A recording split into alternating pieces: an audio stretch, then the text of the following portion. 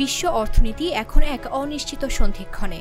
বৈশ্বিক প্রবৃদ্ধি টিকিয়ে রাখতে হলে দেশগুলোর উচিত বাণিজ্যিক দ্বন্দ্ব নিরসন ও আর্থিক স্থিতিশীলতা নিশ্চিত করা, এমনই পরামর্শ দিয়েছে আন্তর্জাতিক মুদ্রা তহবিল IMF।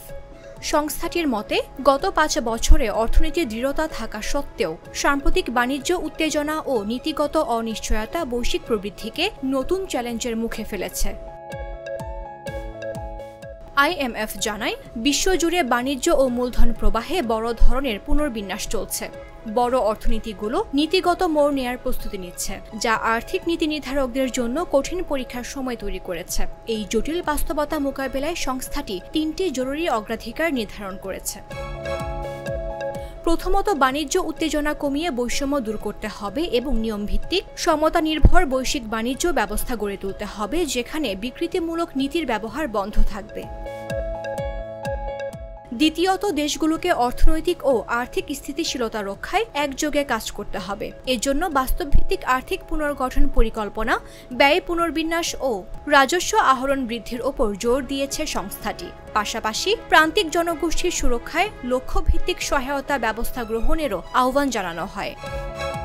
তৃতীয়ত, দীর্ঘমেয়াদী প্রবৃদ্ধি ধরে রাখতে গঠনমূলক সংস্কার অপরিহার্য। শ্রমবাজার, পণ্যমূল্য ও আর্থিক বাজারে কার্যকর সংস্কারের পাশাপাশি উদ্ভাবন, অবকাঠামো বিনিয়োগ ও দুর্নীতির বিরুদ্ধে কঠোর অবস্থানের ওপর গুরুত্ব দিয়েছে IMF। সংস্থাটি বলছে, টেকসই প্রবৃদ্ধির মূল চাবিকাঠি আন্তর্জাতিক সহযোগিতা।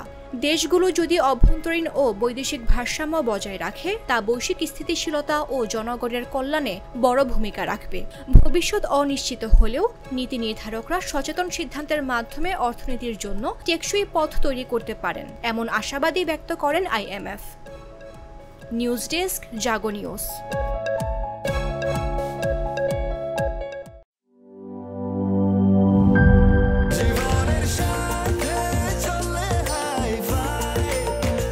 স্বাস্থ্যকর অল টাইম ফ্যামিলি কেক, সব সময় অল টাইম হেলদি লাইফ।